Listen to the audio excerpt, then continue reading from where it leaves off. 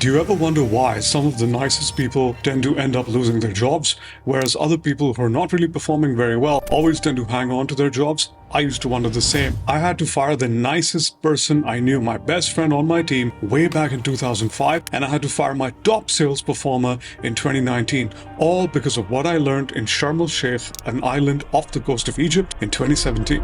Let's get into it. Hey guys, my name's Yahya, founder and creator of Record Breaker, where I help you shatter past your highest revenue record months in the shortest amount of time. And in today's video, I tell you why I had to fire the best performer, and I also had to fire the best guy in my company at different points in time.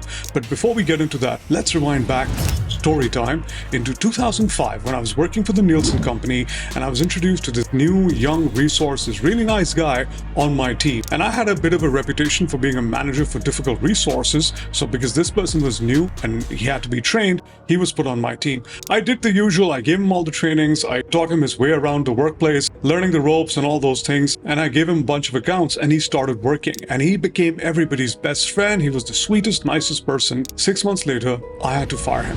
Fast forward to 2019, the rock star, the top performer out of $1 million business, this guy's entire territory was worth about $350,000 to $400,000. He was responsible for my sales. I had to let him go. Now let's rewind back to the middle of the timeline, 2017.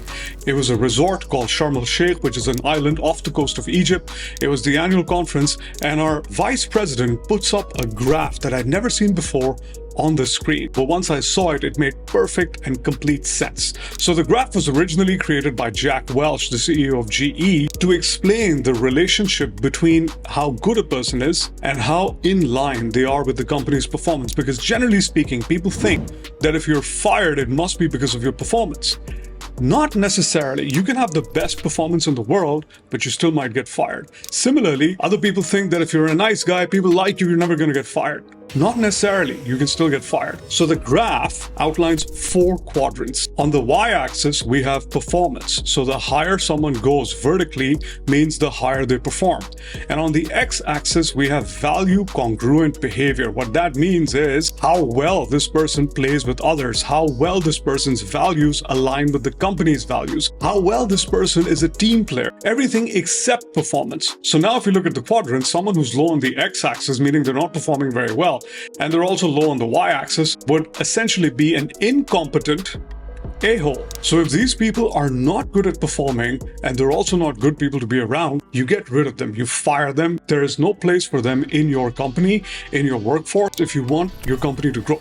Now, this one's a no-brainer, but where it becomes a little more difficult is people who are not performing, just like the person in 2005. They're not performing, but they're very well liked. People like them. They're good people. They align with the company's mission, the vision, the characteristic traits are all there. They need to be coached, and that's what we did with this person. For 6 months straight, I coached him, I walked him through everything, I gave him lots of opportunities, I encouraged him, I motivated him. Other people in the team spent a lot of time on him, but for whatever reason, he just didn't improve. And after 6 months of coaching, he was let go. Now, let's reverse that. What if you have someone who's a very high performer, very valuable to the company, adding a lot of money to the company's bottom line, but they're not a good people's person. They don't align well with the company. They don't align well with the vision, the mission. They don't have the right characteristics traits. And that's what this person in 2019 on my team was. He was using the company for his personal benefit, and his philosophy was if he didn't personally gain from the company, he was going to damage the company. And one of the cornerstones of my employee retention and employee hiring philosophy is that skills can always be taught. Character cannot be taught. You cannot take a person who is inherently driven by ulterior motives and tell them, no, you're not going to look out for these things.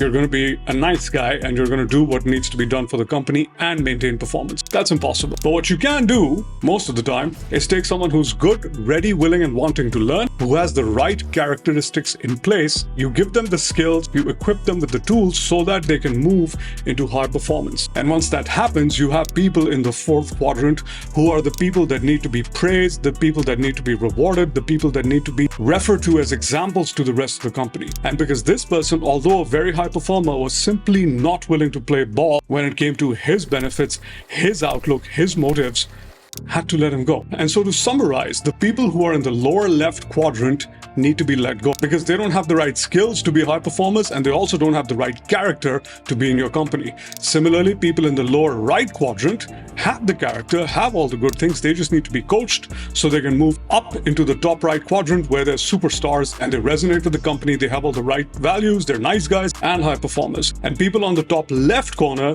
also need to be coached, perhaps given a warning that they need to either get in line with the company. Because a lot of people somehow assume that performance is the only metric companies look for. That is not the case. Companies more often than not look for how well a person is a team player. They look for how the person's going to integrate in their team, and if the person's going to be a valuable resource as and when things get tough. There are challenges, because there will always be challenges. If you have a high performer who's only willing to perform as and when his requirements are met, you have a highly poisonous person on the team, which is exactly what I had. And so I hope this chart helps you guys in understanding and contextualizing why you often sometimes see various people being let go for various reasons. I hope it helps you navigate your own workforces. Even if you have a team of 2 to 3 people, you can pretty much apply the same principles. I've been using them non-stop for almost 15 years, and it's never ever failed me. It's always been the right thing to do for the company. I hope this helps you. I'm out of here. Take care. I'll see you next time. Bye-bye.